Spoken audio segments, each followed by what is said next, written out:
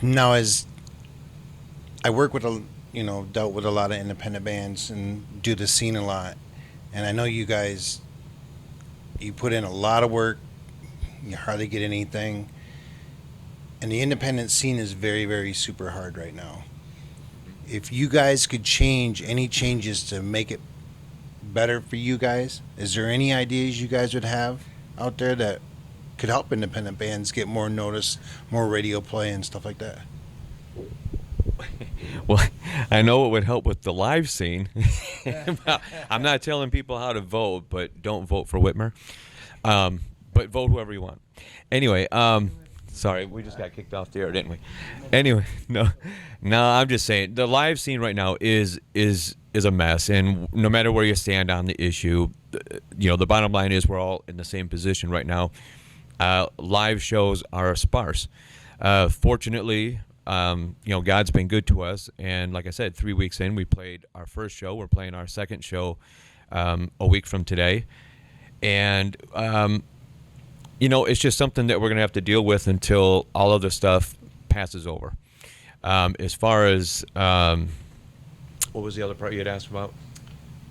If you could make any changes besides the COVID-19 issue that we're dealing with right now, what other changes you think needs to happen? Oh, to sure. help independent bands to get a level of being on a radio and stuff. Right, yeah. Well, again, the industry has changed, and I think it's almost a blessing in a way that we have means to internet, because now anybody can put out a CD. It's easy to reach millions of people now, whereas before you had to put up posters. We now have the internet, you have websites, you have Facebook. I think that it's become a lot easier to get the word out, but I think that as a whole the industry has suffered for those exact same reasons. When I was a kid, you got your information from a magazine that came out once a month.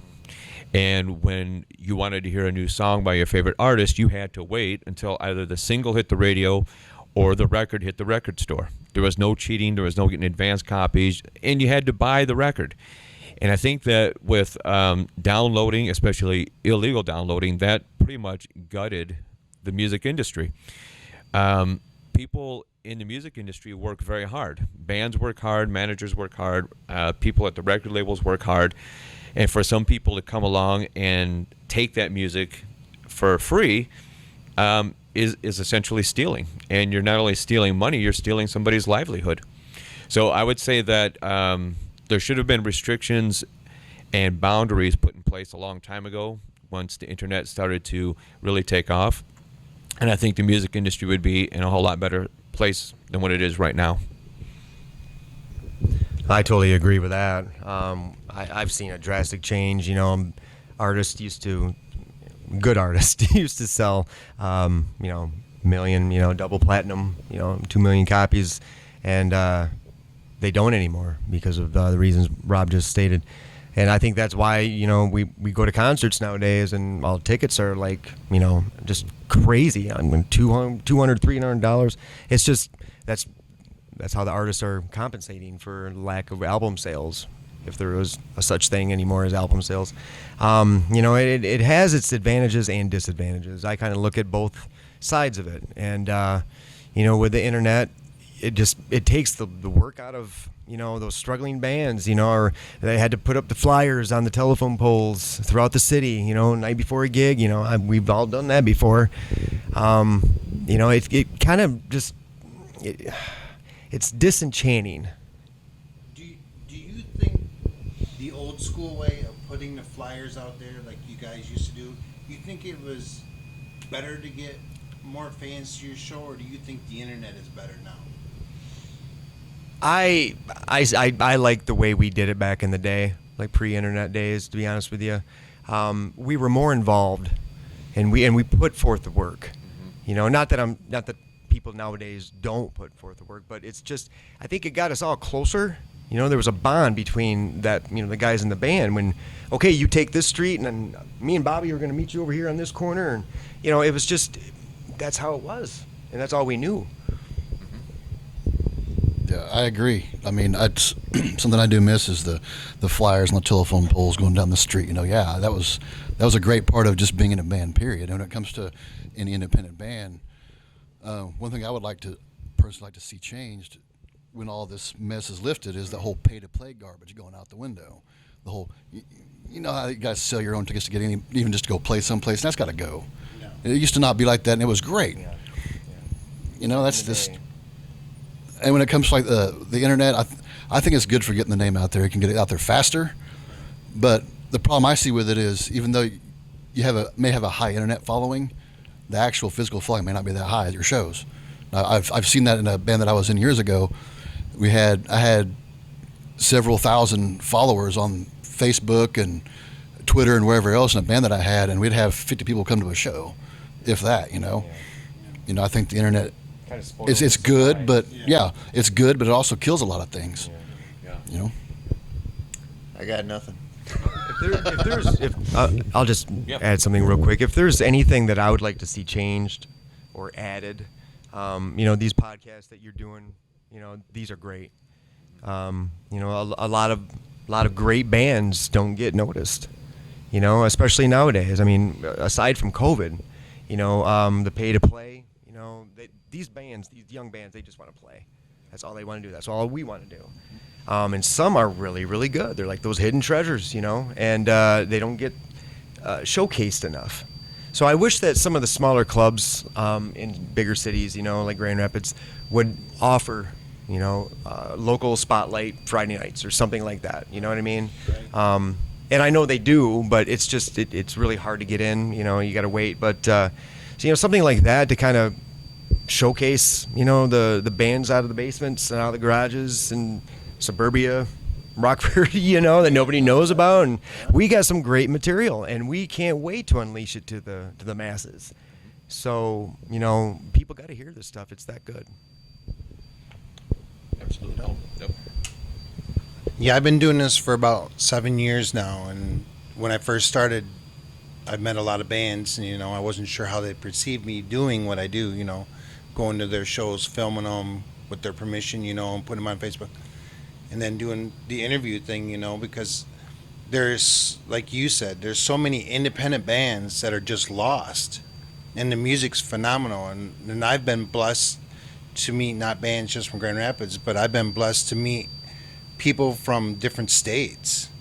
And I've even dealt with some people from other countries that I've got to see live and that are independent bands. So it's a reward for me, and I think, and I agree with you 100% that we need more people, not just like me, but we need people to go out there and start supporting our independent bands, and it's just phenomenal. You guys all just blow me away with all the new stuff that's coming up, and what I hear, it's just crazy how you guys come up with everything. So with that being said, how can fans, other bands, or venues get a hold of you guys? And do you guys have any music out there that they can reach forward to get from you guys? We can be reached on Facebook, facebook.com/Revelation Rain. And we're also on Reverb Nation. So that is where you can go and actually get a sampling of some of our material. And that would be reverbnation.com/Revelation Rain. And we just put up a brand new website, which is www.revelationrain.net. So that's how you can reach us. And then obviously too, come to our shows. That's the best way to come see us and to get to know us. Anyone else? I think that was pretty much it. Unless you got another website, I don't know. Well, I wanted to tell you guys later. That's one of those ones where people have to pay. Now I know you guys said that. You got a show coming up. Yes. What's the date? Where is it at? And what time does it start? Yeah. The show is at Aiden's Place in Sand Lake, and the show starts at 9. We start at 9, and we play until 11. And that would be on July 31st, which I believe is next Friday. Yep. So that's the next show, and then after that, actually, we're doing. I was hesitant to accept this, but we were contacted by someone to do one of those live streaming shows, only because I don't want for that to become the new normal. I don't subscribe to that. I think that live shows should be live in the same room with people. But at the same time, some of my favorite bands would go on television and play on a show, and there'd be no audience there. The audience was everybody watching at home. So to do a live stream show once in a while, I'm not opposed to. So with that said, August 14th, we are doing a live stream show. The details are being finalized. I do know that we're going to be playing for close to 30,000 people, which is another reason why we accepted the show. It's a great way to reach a whole lot of people at one time. Well, I want to say thank you guys for letting us come over here and do an interview with you guys, and I'm really excited to hear your guys' stuff when it's released. And I've listened to some of your stuff. Sounds really good, so I'm excited. Hopefully I'll make a show. Nice. So again, guys, go on Facebook, check out Revelation Rain, give them a like, and hit them up, send them a message. If you're a band or a venue and you're looking for a band, hit them up. These guys are more than willing to probably hook up and play. Absolutely. So, and I think there you go. So this is Aaron Kroll from Studio Talk. Guys, be safe out there. And again, Revelation Rain, thank you very much for your time. Thank you, Aaron. Thank you. Peace out, guys.